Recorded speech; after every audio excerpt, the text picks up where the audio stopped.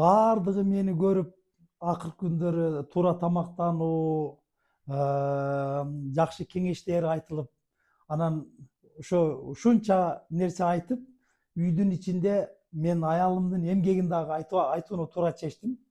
Ушул канча деген гүл бар ушул жерде. Үйдүн ичи өзүнчө багбандай сезилет да.